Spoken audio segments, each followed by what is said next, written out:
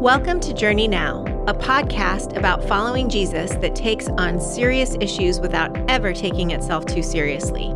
Each week, the pastors, staff, and friends of Journey Church in Brentwood, Tennessee gather to catch up, share life together, and laugh a little. Okay, a lot.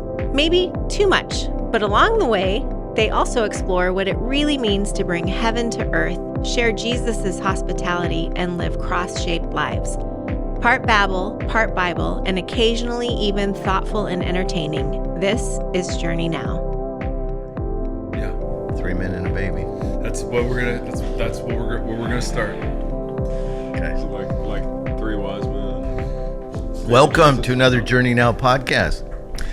Yeah, and Hello. Grant, if you're listening, this one's gonna be entitled "Three Bald Men and a Baby" because Kevin doesn't have his hat. Yeah. Tim has his hat, Yeah. but we all know that's covering nothing. Yeah.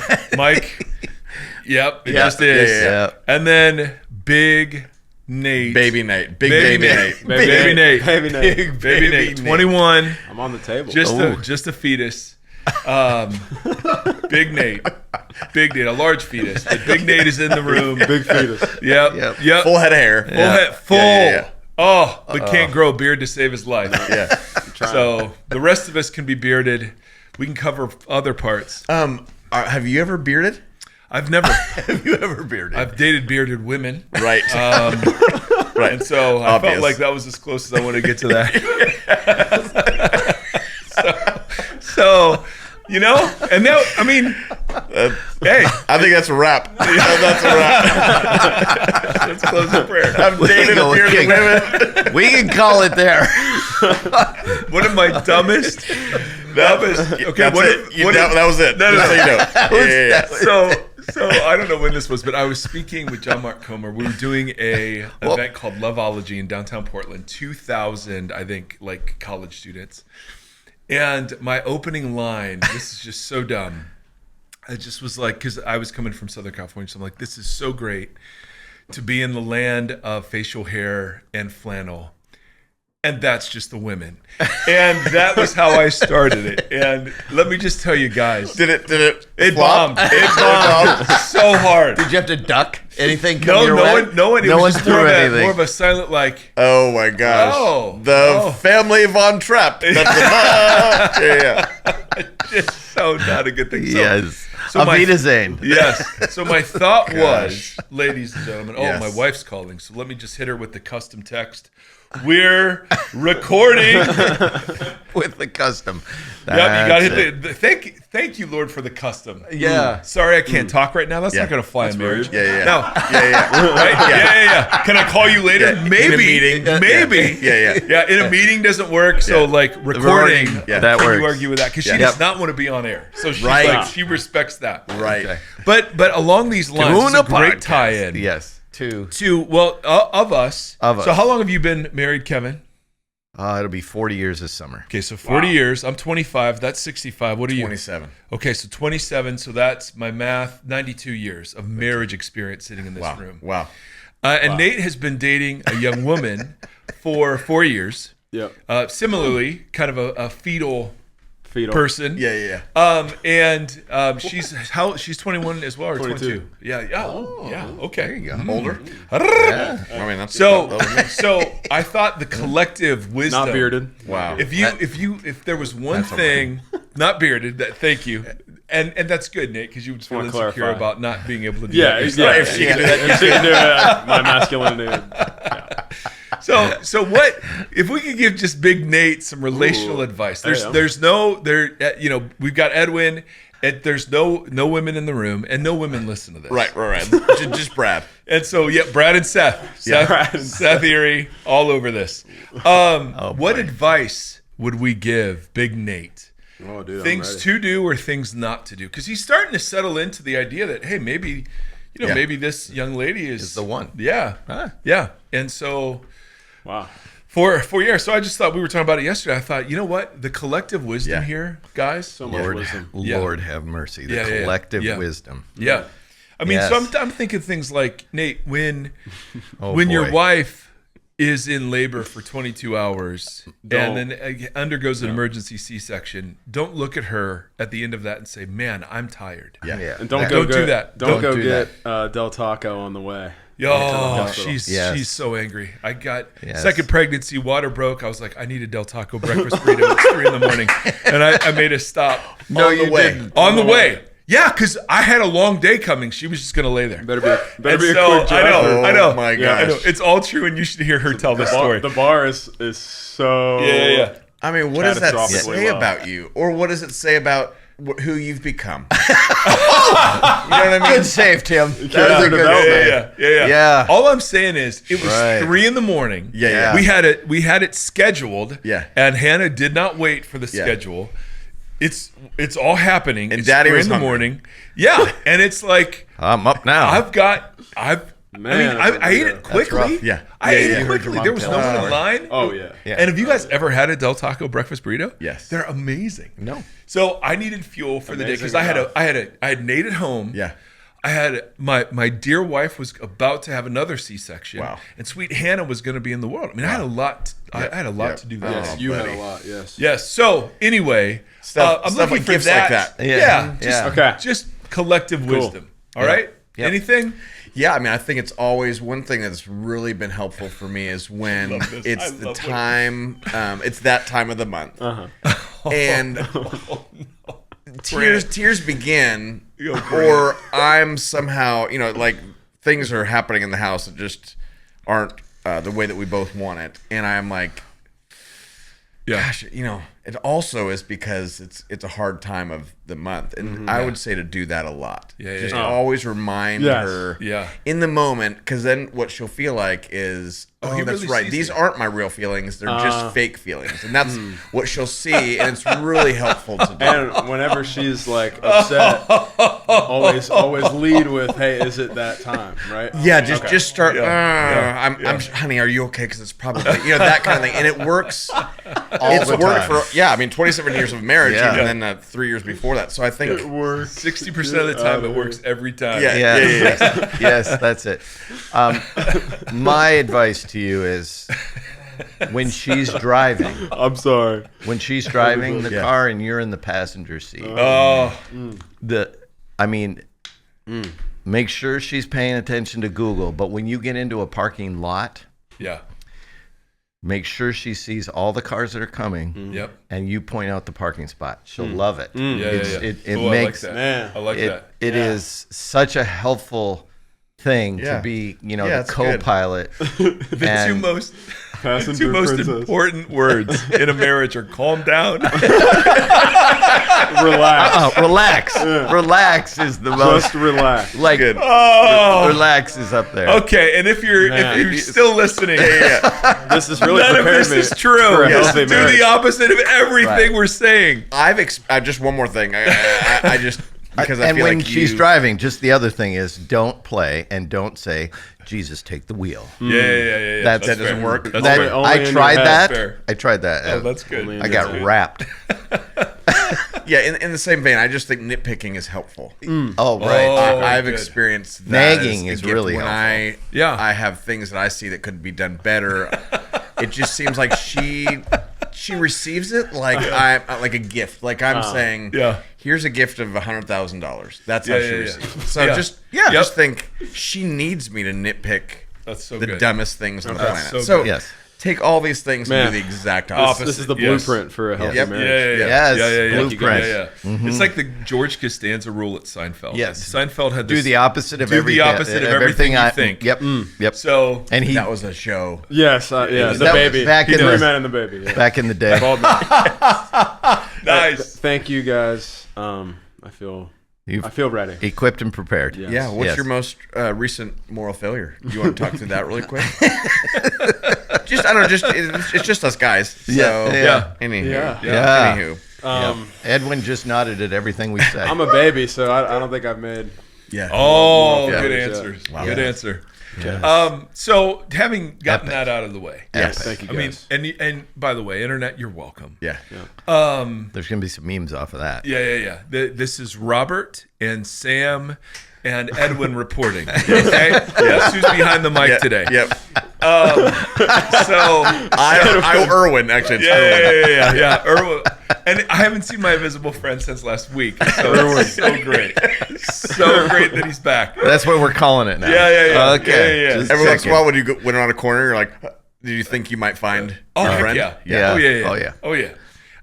And still, even today, sometimes I'll look under the bed and I'll Yeah. just see something out of the corner of my eye. I'm like, Erwin? The ghost No. of Erwin. And that's why when he was coming to my rescue, Yeah. and I was feeling all of Michelle Erre, here. I was like, Erwin? Michelle Erre. Michelle Erre. So, anyway. Hey, really quick, before you're about to do what you're about to do. Siri has finally said your name correct. Siri, Yeah. the thing, the AI. Her? Yeah. Because said it's Erie? always been, on my phone, it's always been Mike Erre. Like, I'll say, hey, call Mike Erre. And it's like, I do not know Mike. You have a Mike Erre. I'm like, call freaking Mike Erre. Yeah. So, but now, I said it the other day, I'm like, call Mike Erre, calling Mike Erre. Yes. So, AI Like, for the win. upset. Yeah. AI Upset for the tone. win. So, anywho. Oh, that makes me just feel so happy. Warm inside, Michelle Erre. Oh, yes. nice to be called by the right name. Edwin Edwin for the win. AKA Erwin Ed- just yeah. said, must be nice to being be called by the right name. Yeah, it must have So been. good. So good. Well, we do have an explanation Yes. for why it is. And this is actually very serious. Yeah, 3 bald men and a baby. Yeah, why we have 3 bald men and a baby today. Our sweet Susie lost her dad in Iran this week, 3 weeks before he was coming to visit. Yeah. Right. And walked in today, and we're thrilled she's here, but just said, I just want to sit and cry the whole time. Yeah. Not feeling it.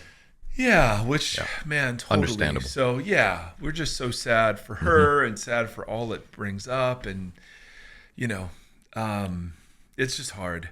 Just real life keeps intruding. And it's so, there's just a lot of heaviness in our community right now. There's a lot going on. But for her, she gave us permission to let everybody know. The funeral's actually today. She said they don't embalm. So it's immediate. Wow. So that's later today she'll get the video. Wow. For it. Yeah, I know. So Wow. So Lord, hear our prayer Lord, hear our prayer. for Suze and family. Yeah. That's So just, you dear listener, can agree with us. Yes. on that. yes. Yeah. That's Absolutely. So, yeah, that's such a tough thing. And the thing that, one of the things we're committed to in terms of like why we do this sort of dumb podcast is doing it in real time with real life and doing it with real questions and real talking points. And so, I mean, we've all had stuff happen in the last 3 or 4 years since we've been doing this, where it's just like, man, this is really hard. Yeah. And so anyway, she wanted you to know, and we wanted to let you know. And so Big Nate's here. We're gonna do the shift to the Bible. We did the Babble. We did the Babble. We're doing the Bible. Yep. And this week, Susie, before she left, said, Ephesians just feels like a slog right now. And I think that was hurtful. And probably accurate. She didn't say you were a slog. No, I mean, I heard that. There's, It was yeah. implied. It was implied. Yeah. So we're still just sitting there. But the good news is, I started to prepare the next section and went, this is a slog. And so we're doing like 17 verses this week. We're just gonna get to chapter 5 finally. Yeah. And it's gonna be glorious. Yeah. So who knows? It's gonna happen. But Kevin, Yes. so sweet Kevin is in the enviable position Enviable. of missing both services. Enviable. And by the way, that's how you want to attend church. Yeah. If you're gonna sit through the slog, just have something else to do. So Yeah. first service, Send Kevin, a friend. I send friends to it all the time. 7. Yeah. Yep. Well, Kevin is doing Plumline, leading a Plumline group at 9:00, and Yes. at 11:00 he's leading his convos, Yes. his careful convos with Kevin on a sermon he hasn't heard, Right. but can guess, Right. which frankly is probably the best way to do that. Yeah. Here's what he meant to say. You know what I mean? I have no idea. And I mean, so it actually is Yeah. kind of a genius, genius maneuver. read Ephesians a few times. Yeah, you know the stuff. Ephesians. So was there any good stuff that came out of Well, that? I thought, I was trying to figure out what you were talking about. Me too. And I join the room. set you up for that. Because this question kind of was like, okay, let's this would be worthy of our conversation. Yeah. Oh, I like that. When you say no job is secular, Yes. you must have said that. I said it. When Mike, when you say no job is secular, the idea that nothing is secular. Yes. How does this go into the idea of spiritual warfare then? Yeah. I have experienced people overusing the idea of spiritual warfare. Warfare. Yep. Spiritual warfare, which is kind of a spiritual blood thinner. Yes, making everything spiritual instead of taking responsibility for their own actions. So is everything spiritual then? Is everything spiritual, therefore everything is spiritual warfare? So good. So what did you say? I said, I think Mike. There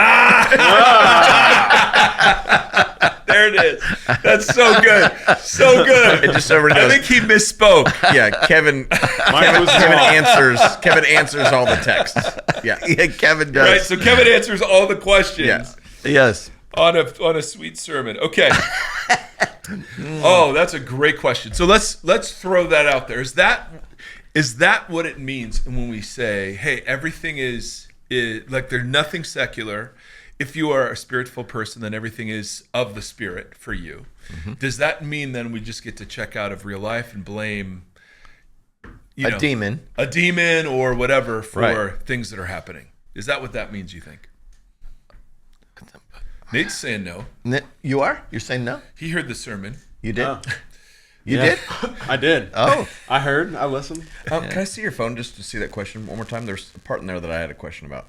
Oh, nice. I don't know. I don't know. Is it fair for me to let you have my phone? Yeah, I'll probably take a picture of my Is face. this another photo marriage Yes. advice? Right here? Yep. One flesh means one phone. That's right. Oh, That's right. that'd make it easier to call. That's funny. Call myself. No more custom text. Yeah. Right. Sorry, babe. I'm sorry. It's all right though. She won't hear this. So I think the question, because you made a blanket, like there's no secular jobs. Yes. I also got a question. I don't know. It was offline because somebody didn't want to write it down. Yeah. Was like, it feels like there's jobs that are secular. Yeah. Like, and they used the example of, and I don't know if you want to edit this out, feel free. Ooh, but I'm in already. Isn't being a pimp like a secular job? Yeah. So, Yeah. Can you really do that for the glory of God? Yeah. And I looked at him and I said, I said, Mike meant. yeah. Perfect. I think what Mike meant to say. Yeah. Okay. So obviously there are things that we do. That are sinful. Yes. So there are jobs that are sinful. So we're gonna parse it between secular and sinful, Well, but not between. Yes. So here's what I mean. Okay. So when we mean spiritual, and I was speaking, I even said hyperbolically in this. Okay. Spiritual does not mean unbodily. It doesn't mean internal. It doesn't mean like when we think of spiritual, we think of something other than real human life. Spiritual means it's happening in heaven, or it's so spiritual for Paul just means people who are filled by the Spirit doing regular human activities. Those human activities are spiritual because the Spirit is involved in those human activities. Right. And so, what were you going to say? Well, no, just the person. I mean, everything is spiritual to a spirit-filled person. Correct. Versus a pimp if the pimp is not a spirit-filled person, that's not saying you're not classifying a job, saying this is a job that is spiritual and this is a job that's secular. It's like we're talking about the person. Yeah, the context is Paul announces that the role of the gifts that are people to the church is to equip the rest of the church for works of ministry. And people who do ministry are called ministers. And so we're trying to eliminate the very well-trod distinction between people who are in ministry and everybody else. That's not a distinction Paul makes. Right. And that's what you were trying to. Absolutely. Yeah. And I was like, so therefore there isn't. I don't have a full-time vocation that's different than your full-time vocation. Ours are similar. Huh? Our vocations are similar. True, but I just mean like if you're an architect, it's not like you're doing something unspiritual. Or if you're a soccer coach, or if you're a math teacher, or if you're folding laundry all day and a stay-at-home parent, right? I mean, this is all stuff we would agree. So that was the context of saying, for spirit people, there is no such thing as a secular job. Yeah. Okay. So the barrier is what I think Paul's would if he were writing today, would eliminate is this idea that there are people in full-time ministry, and then there are people who aren't. If you are a Jesus follower, you are a minister with a ministry, as has been said for years and years and years. So that's the context. Yeah. I wasn't saying that any job for any person is spiritual. Right. I was just saying, listen, if you're spirit-filled people, then when you show up into your real life with the Spirit, that whatever it is that you're doing is a spiritual thing in partnership with God. So I'm trying to bring it into the realm of real life. Yeah. So that all of a sudden, Paul will say, hey, whether you eat or drink, do it for the glory of God. Right. Or in word or in deed, he'll say in Colossians. Whatever you do. Totally. That's the verse I actually Walking used. the dog, playing pickleball. Yes. Going to the grocery store. Yes. Doing But if there's something that you can't do for the glory of God, that's i.e., right. pimping out people, you can't. Yeah, I would, but I wouldn't call that you- secular. I would call that either sinful or I would call that what would Paul say? To the pure, all things are pure. To the impure, all things are impure. So maybe, spirit-filled people cannot go sin and say, "Oh, this is." But if you broaden the definition of spiritual, and this is where the spiritual warfare part comes in, Correct. You are being formed by the Spirit when you sin. Yes. So if we're talking about spiritual formation, then every job forms you spiritually. Yes. Right? So Yes. the pimp would form you into a certain kind of person. And in that sense, it would be spiritual. It would do something to your heart. Exactly. It would, as you dehumanize others in that role, because the only way you can do that would be to dehumanize people. Yes. And that would affect how you interact with the Spirit. Yep. And with the other humans around you. They become commodities. Once you commodify humanity, you've moved into the realm of sinful.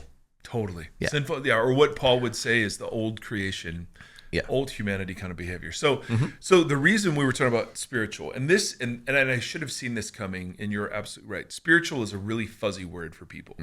Ooh. And so spiritual is not a clear word. So Paul is talking about people who are filled with the Spirit, who then engage in normal human life. Because remember, the vocation of humanity was to just be human. And in that way, they imaged God. And so the restoration of humanity brought about by the Spirit is just to be human in ways that image God. And so whether you eat or drink or whatever you do, word or deed, do it for the glory of God.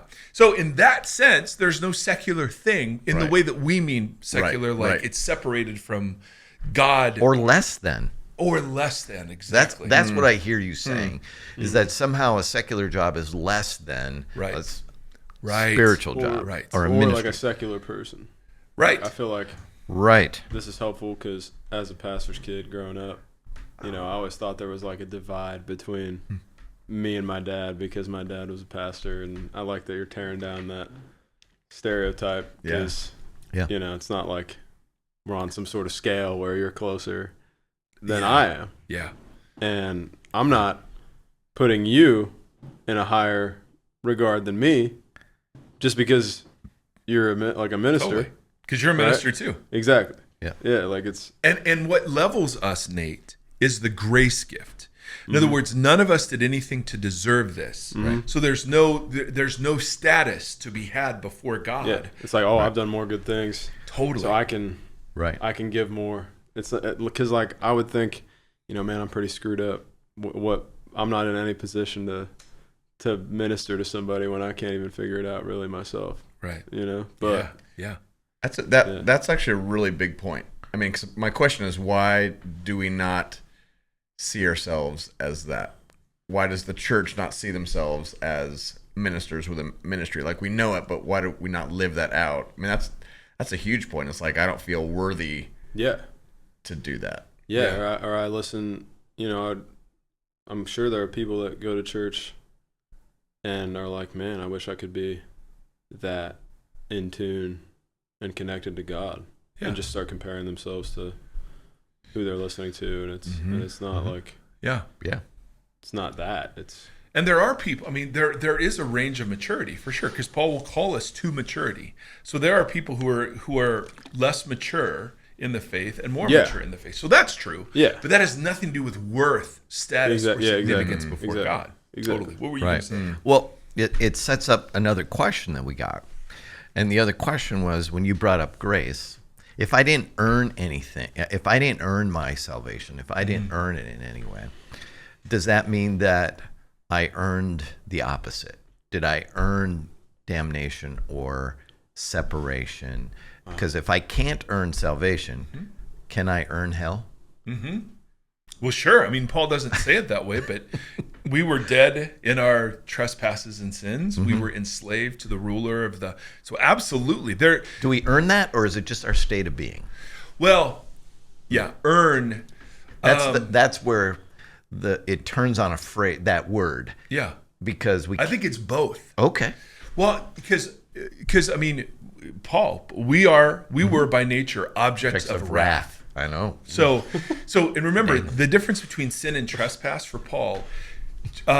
Sin is post fall objects of wrath. Yeah. But there are multiple dynamics here. One dynamic is one that we don't control, which is what Kevin's getting at, right? We're enslaved to the powers. We didn't choose to be that. Yeah. But trespass is a word. So sin is a word that describes the failure of our vocation in being human, right? We fall short of glorifying God and imaging God. Trespass is a word that's used to describe the willful things that we either do or don't do, that we know. It's not like we're acting in ignorance, that are morally wrong. So there is a bit of culpability there for Paul. Yeah. But there's also a bit of enslavement so that we can't save ourselves. So are we earning wrath? I wouldn't put it that way, and Paul doesn't. We are by nature, he says, objects of wrath, which means, which comes first? Do we sin because we're sinners, or are we sinners because we sin? And Paul would say, yes, you are. Exactly. Yeah. And so there are two dynamics: my culpability and participation in my own enslavement, and the fact that I am enslaved by the powers and didn't have a choice in that. I was born naturally into the kingdoms of the world. Didn't have to. That's why the born again language is like you're born into one kingdom, but you have to be born again into the new one. And why people say we're born bad, right? I mean, that would be where that would come from. That it's like we are born bad. I mean, born into sin. Yeah, I'm born. What would people say? Depraved.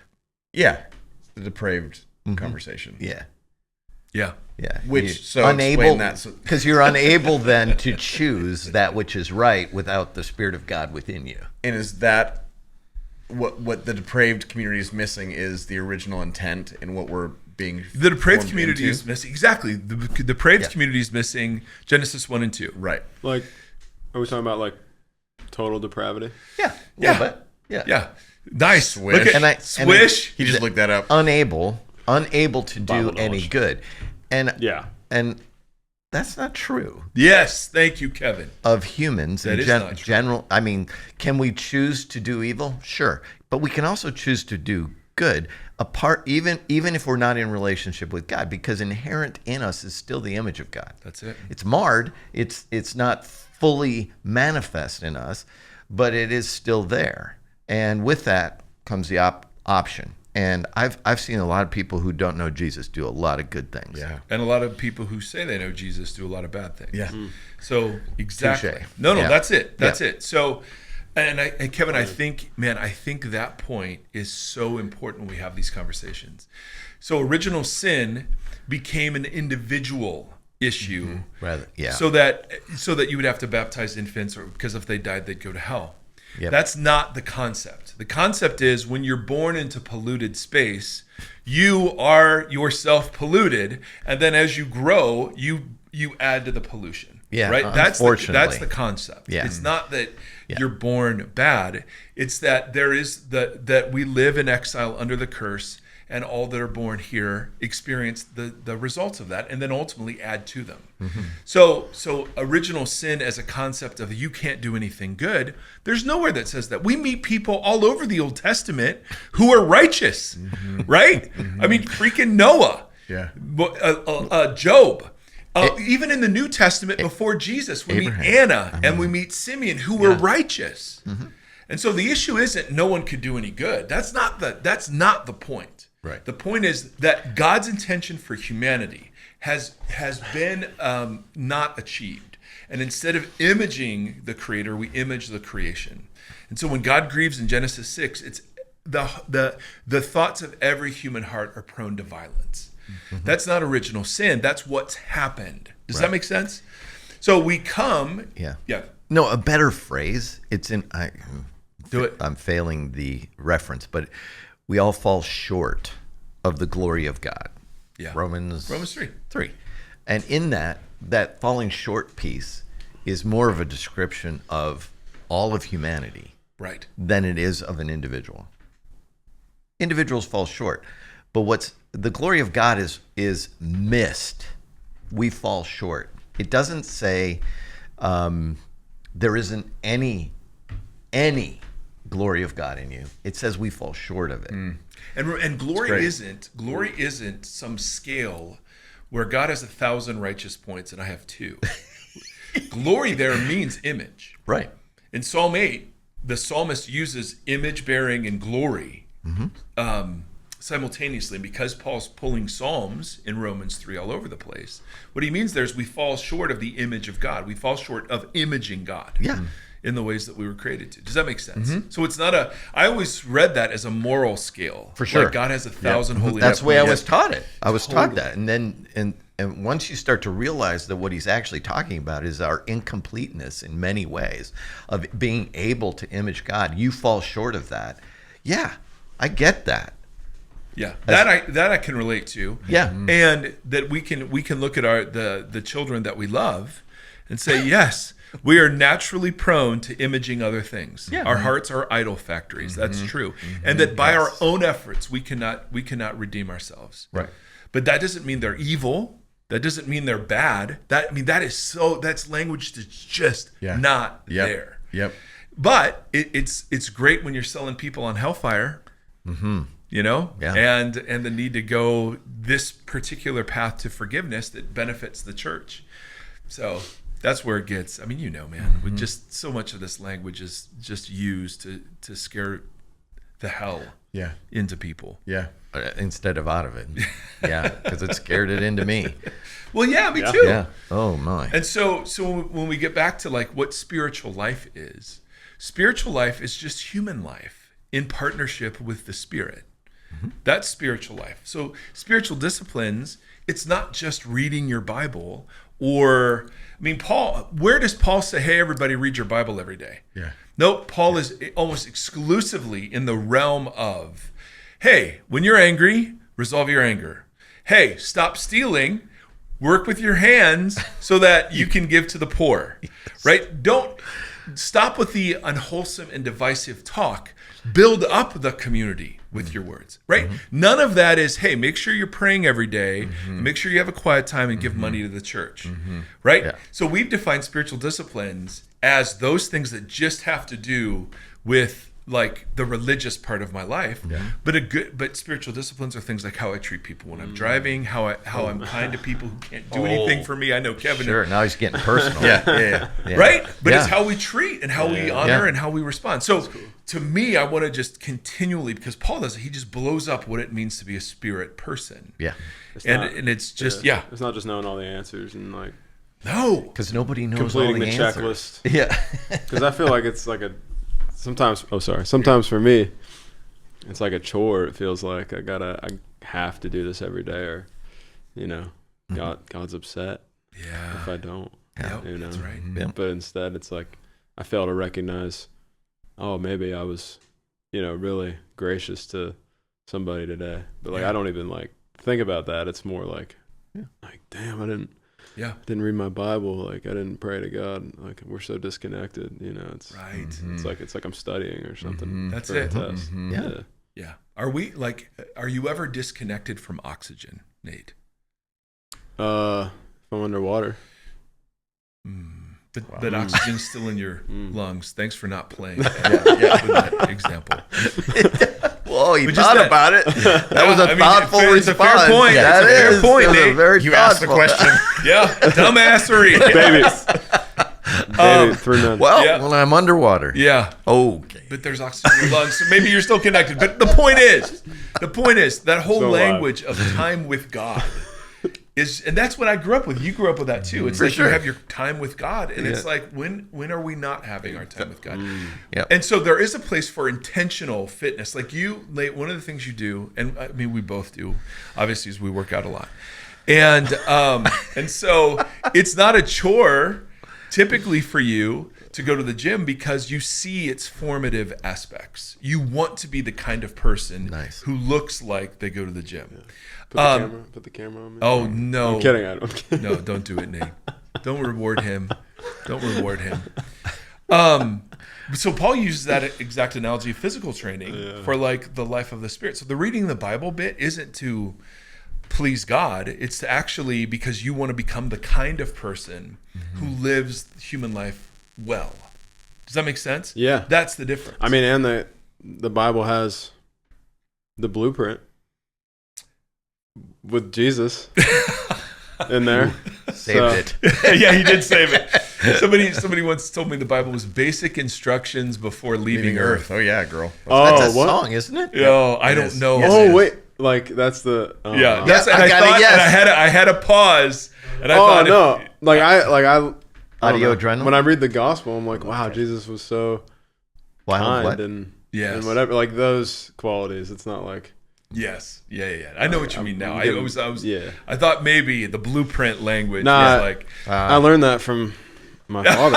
Yeah. Oh, yeah. It's actually, called discipleship. And it just led me astray. I'm kidding. So many ways. Kevin, Burlap to Cashmere was the band. Oh, that's it. Instructions before leaving Earth. Yes. It was amazing. Oh, it was a good song. No way. Yeah.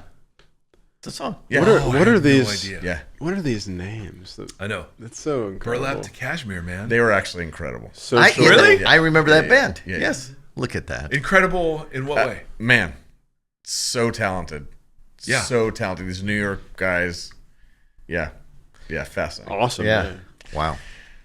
Edwin just sent it to me. So okay, that's what we're listening to, Nate, on the way home. Yes. All right. Yes. You will rock out to that. Well, it sounds like you had a lively conversation in the gathering. It sounds like you had a lively conversation. I did. How do but we? I mean, the gift of the questions is like, okay, that makes sense why people would misunderstand spiritual. Yeah. Because it's such a fuzzy word. I really should have spent more time Some clarifying great that. questions, though. Actually, secular has a fuzziness to it as well. So there's a degree. You're setting those in opposition. Yeah. That's right. Yeah, That's yeah. right. That's good. But I Tim think said, I think it provoked. upon hearing the message, Yeah. Tim said it was a solid 6 out of 10. Yeah. No, I said out of 20. Isn't that the complete Oh, out of 20. I said 6 out of 20. opposite? Yeah. It Solid. was solid. It was a foundation. Yeah. You know what I mean? It was way down there at the bottom. Yeah. Solid. Let's just say the Bible was read. Yeah. So we had that going Yeah, for the blueprint. us. Yeah, the Blueprint. blueprint. For Jesus. Yes, it was read. My It bad. was basic instructions. Yes, baby. and there were Baby. other English words used, and then we sang. Yeah. And so There's the 15 minutes of backstory, that he always has to point out. Oh yeah. oh man, Guys, just feel free to take a nap. Yeah. 15 minutes, and then it's gonna pay off. I promise. Oh, come on, Nate. Yeah. That's what Your son is mocking you. yeah, he is. He's Yeah. heard it. I mean, he's heard it. His He's whole heard life. it. Yes. He's heard it. His whole I know life. you're so bored right now. It's a slog. It's a slog. Oh, What Susie said, absolutely. Because I know it internally. You just put words to it. No, so good. So, Yeah, but don't worry. You'll earn your way into heaven Yes. by doing it. That's right. better sermons. Better spot. sermons get you there. I've heard. Oh, All well, right. God bless us, everyone. Yes. So pray for Suze and just the hardship of all of that. Pray for Nate, because clearly, yes, he's got father issues as well. Yeah. You screwed up, so it's like clearly other fathers do something. Capital F. You can't choose your family. They're just I was just born into pollution. Yes. Oh, yes. There it is. Snap. And with that, Swish. that. So ministers go minister. Yes. And may your journey now be brighter out of this, whatever this is. Do you guys do that? Thanks for hanging in, Brad. The journey now. I love that. Thanks for listening to this episode of Journey Now. If for some bizarre reason you liked it, help us spread the word by leaving a review and sharing it on your socials. Journey Now is a production of Journey Church in Brentwood, Tennessee. Edwin Rivera III produces the show and fixes all the guests' slurping, gum chewing, coughing, and other annoying sounds. Randy Hansen provides technical assistance, even though he denies it. Grant Opperman edits Journey Now and intervenes when necessary to tell the crew that you can't say that. Special shout out to dear listener Brad Erre and dear YouTube watcher Seth Erre. If there's anyone else who makes it through each week, we're so sorry, and thanks to you too.